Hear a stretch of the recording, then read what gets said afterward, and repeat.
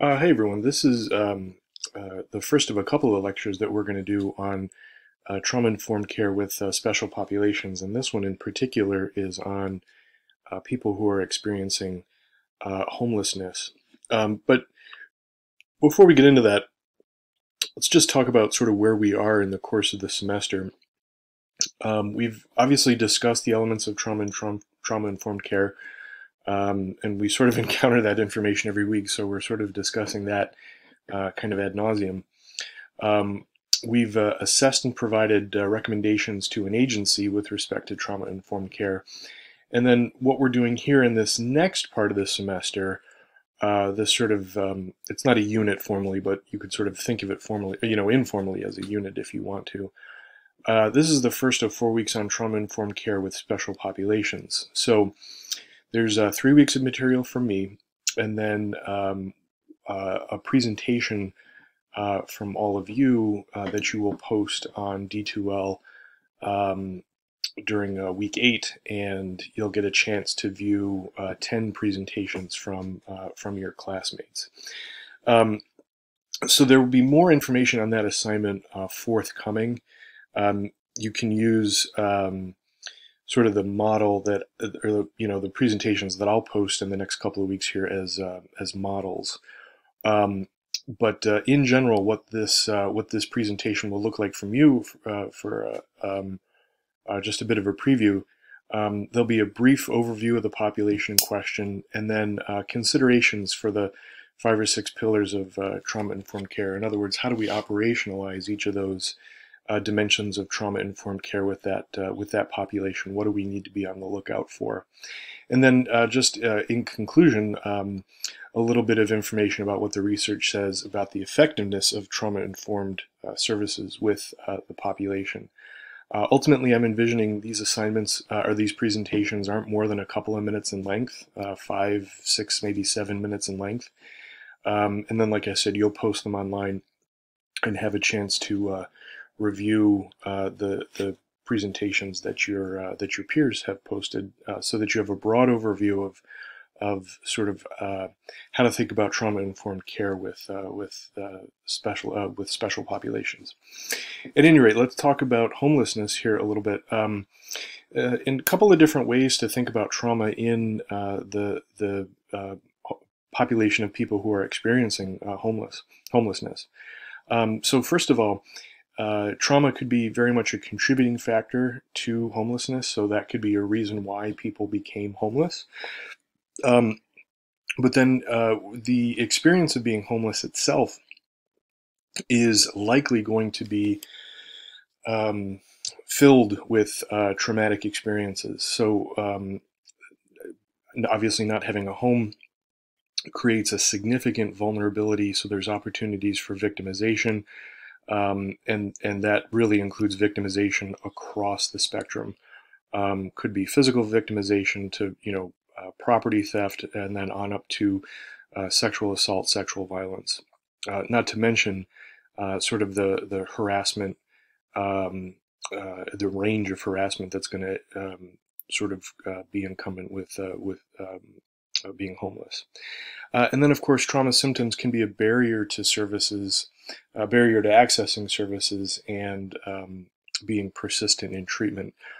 So what we mean by persisting in treatment, if that isn't sort of a self-evident term, but persisting in treatment means remaining in treatment for the duration of time that the consumer and the clinician have sort of specified. So sort of the opposite of persisting in treatment would be dropout, early termination, that kind of thing. But obviously with most topics that social workers are dealing with, persisting in treatment leads to better outcomes simply because you're getting more of the treatment or the intervention. So typically persisting in treatment is a good thing. So a couple of broad ideas. I pulled this just from one source. This is the National Center on Family Homelessness. There's obviously much more information about homelessness out there, but again, thinking about this as sort of a general overview, and then as both a model, and then as a model for you to do your presentations in a couple of weeks. I wanted to give a little bit of thought to to what family homelessness looks like. So most of the families experiencing homelessness are going to be female-headed. When men are homeless, they're often single, unaccompanied men. They may have families residing elsewhere, but the family members and the partners often are not with them. So men are often single, not exclusively, but often single, unaccompanied when they're experiencing homelessness.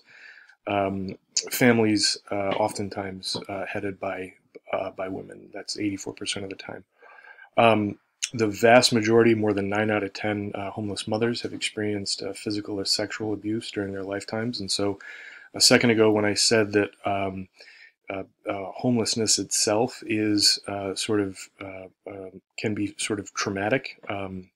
This is what we mean. This is what I mean, or this statistic is evidence of what I mean. And then 44% of mothers experiencing homelessness lived outside of their homes during childhood. So for mothers who are homeless, this is often not the first time that they've been homeless. And then 83% of homeless children have experienced at least one violent event, and that again sort of calls back to the idea that the experience of being homeless is itself traumatic. So not only do you have trauma sort of as a contributing factor to homelessness, then you have this idea that homelessness itself is traumatic. So you have trauma compounding on itself. So let's now think about the sort of the 5 pillars of trauma-informed care and the people experiencing homelessness population. So I'm starting with safety. You don't have to start with safety when you do your presentation. That just happens to be the way I set this one up. The big thing is that you're touching on all of those different pillars. So one of the ways we think about safety with the homeless population is ensuring physical safety and ensuring emotional safety. So with respect to physical safety, we're thinking about how locations are set up and how, for example, a provider might be assessing to see if a client is in danger in their sort of day-to-day life. And then emotional safety often happens in the context of interactions with clinicians or with caseworkers or workers in general, and clients. Open-ended questions focusing on how this might have happened and what do you want to happen instead of why did this happen to you and you should do these kinds of things in order to take care of yourself. So the how and the want instead of the why and the should. And then asking if service providers are capable of handling a range of client emotions. And then part of ensuring emotional safety as well is doing safety and crisis planning. Trustworthiness is going to be a big component of trauma-informed care with people who are experiencing homelessness. So workers are going to have to maintain clear boundaries, communicate expectations, create consistency, and then balance trust and accountability. So accountability is one of those things that our stakeholders often ask us for, and accountability is one of the things that we sort of have to impose on clients to make sure that that goals are being met. But frankly, sometimes accountability can itself be a source of re-traumatization. So balancing trust and accountability is a big part of trauma-informed care with the homeless population. And then we operationalize choice by prioritizing clients' power and their ability to make choices for themselves. What that translates to is clients feeling more control of their lives. And then we also have to think about goals and really allowing clients the freedom to set their goals. Frankly, with the homeless population, time limited and concrete outcomes may not match a particular client's goals or abilities. That's going to be especially true if the person in question has some cognitive limitations or an addiction. And then collaboration is maximized by sharing power. It requires rapport between the client and service provider. And then those dynamics should really be duplicated as other service providers get involved. And of course, with the homeless population, other providers are often going to get involved because those needs are multifaceted. And then, frankly, housing providers sometimes, a case manager might be working with a housing provider, so you've got another agency involved, even at sort of the most basic level. Lastly, empowerment is operationalized through a strengths-based perspective, avoiding coercion, which can be traumatizing, and then being skeptical of words like attention-seeking, manipulative, or resistant. Those are labels that are pretty toxic. Person-first language applies not only to the population of people experiencing homelessness, but to all populations as well.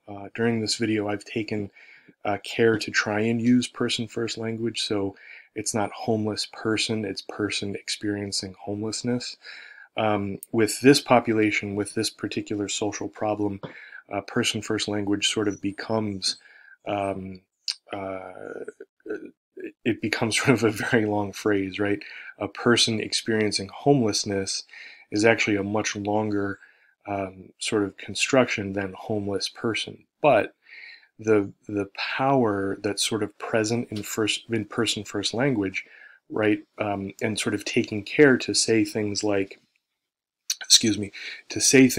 person experiencing homelessness really emphasizes that people are people first and not the problem first. So I'm like many social workers, I'm a big advocate of person-first language, even when it sort of means that it takes us longer to kind of get things out. There's been some really good outcomes with respect to